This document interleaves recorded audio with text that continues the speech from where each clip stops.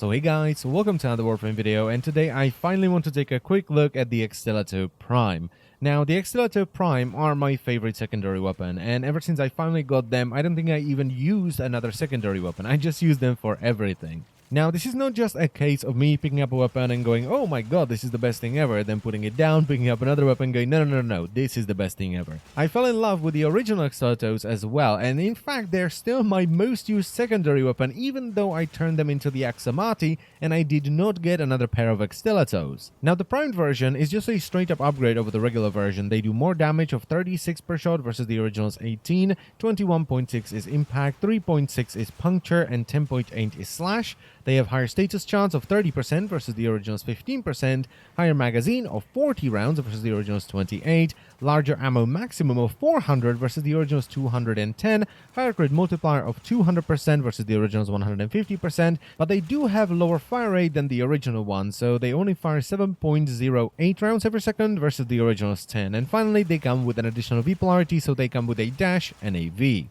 Now, I decided to go for a hybrid build that only requires 3 Forma. You don't need 4. I was just playing around with a raw crit build, and it's running Hornet Strike for more damage, Lethal Torrent for fire rates and multi-shot, Battle Diffusion for multi-shot, Primed Pistol Gambit and Prime Target Cracker for critical chance and critical multiplier, and then it's running Jolt and Pistol Pestilence, which gives me 95% status chance and a lot of corrosive damage, and finally Primed Heated Charge, which is excellent because it adds a ton of heat damage, and it just fits the Akstiletto Prime. I mean, it has a dash polarity, so it fits into the polarity that the weapon comes with, and it also helps a lot because the weapon is primarily impact based, and as you strip away the enemy armor with corrosive damage, it will destroy them thanks to all the heat damage. Now, with this setup, the Akstiletto Prime demolish absolutely everything. Level 100 Bombard, loads of armor, dead. Corpus Tech, a very beefy fleshier unit with somewhat decent shields, dead. Level 100 Corrupted Ancient, dead in an instant. And even when you take this against like level 100 Rathum Grenier, they still die pretty damn fast.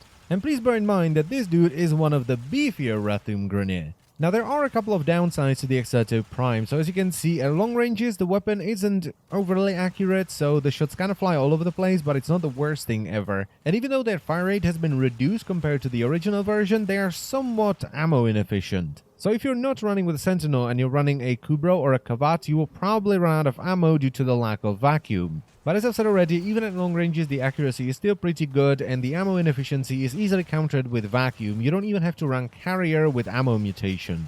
So there are like two downsides to the Akstiletto Prime, and they're kind of nitpicky because, as I've said, they're not too bad. Everything else about the Akstiletto Prime is just awesome. I mean, they look great, they sound great.